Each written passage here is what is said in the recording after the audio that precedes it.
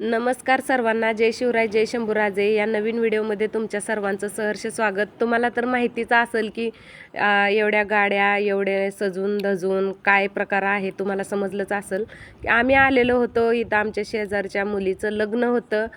म्हणजे लग्न जरासं लांबच होतं तरी पण आलंच होतं. तिथं बुंदी खायला भेटते ना, मग जिथं बुंदी तिथं आम्ही, लक्षात ठेवायचं.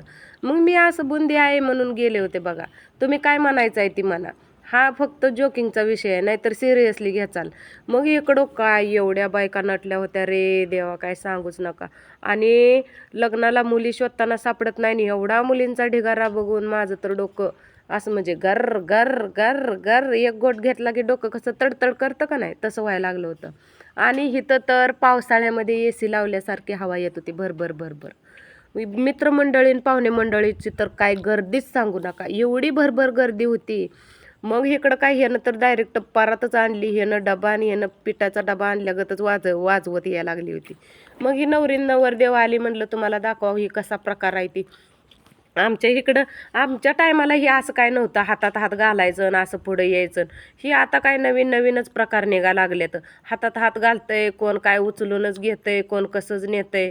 मग इथं यांना वाजवत गाजवत आणलं आणि पुढं इथं उभा केल्यावर ह्यांची 5 मिनिटं स्वागतच. एकतर तांदळाला उशीर झालताय आणि आमच्या पोटात कावळं वरडायला लागलं होतं आणि ह्यांचं काय तर वेगळंच चालू होतं.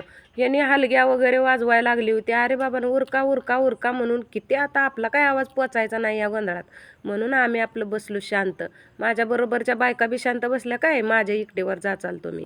आणि इकडं एडिटिंग करणारं पोरगं होतं मी तर. आणि इकडं एडिटिंग करणारं पोरगं होतं तोपर्यंत इकडंच त्यांची विधी पार पडत होती.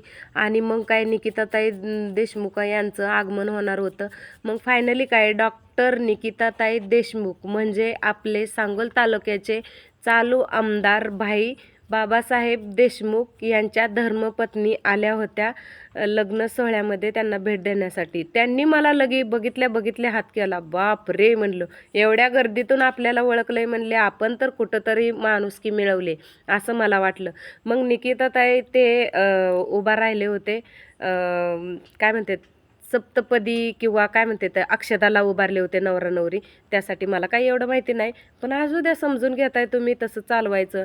मग त्या आईवडिलांसाठी जे कन्यादान करणार होते त्यांच्यासाठी त्यांनी गिफ्ट आणलं होतं मस्तपैकी. त्यांनी त्यांच्याजवळ दिलं आणि इकडच्या बायका तर काय त्यांना बघण्यासाठी एवढ्या आतुर झाल्या होत्या. मी म्हटलं अगं एवढं आतुर होऊ नका, आपलं पण असंच वाटोळं झालंय. आणि मग काय, हे पण असंच चाललंय, जे चाललंय ते चाललंय. असू द्या, शुभ शुभ बोला म्हणून परत पुढचा अजून दाखवा म्हणलं तुम्हाला. इकडं न्याहारी वगैरे एकदम जबरदस्त घेतली होती बरं का. आमच्या पण लग्नात घेतली होती व, पण काय सगळी चिपटूनच गेली भांडी. भांड्याचा काय विषय नसतो एवढा, जाऊ द्या.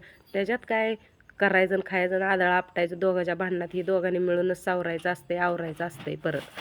आणि मुलाचं नाव काय होतं, इकडं ज्ञानेश्वर मुलाचं नाव होतं, मयुरी मुलीचं नाव होतं. आणि इकडं तर मस्तपैकी मग आमचं काय चाललं होतं बघा.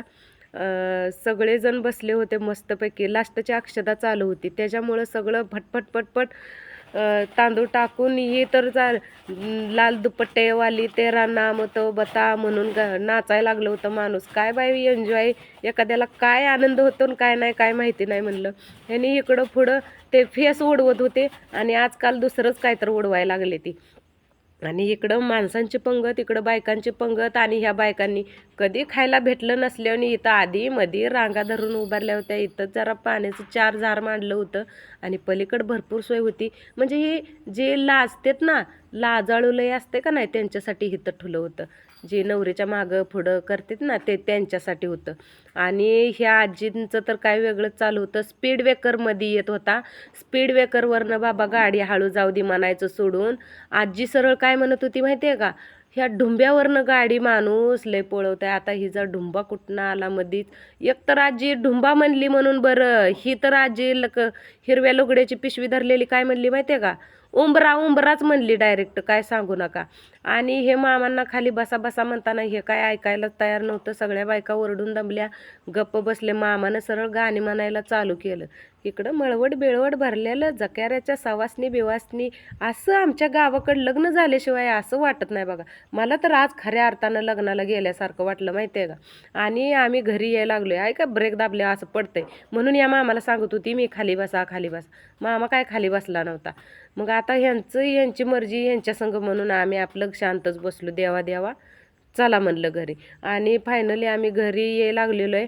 आणि घरी पोचतोय का ना पोचतोय हीच काय कळायचं पण झालं. मागं गाड्या होत्या, सगळं गडबड गोंधळ, पावसाचं आभाळाचं वातावरण. आणि माझं तर ध्यान तिसरीकडंच, कपडे वाळले असतेली का नसतेली. मग घरी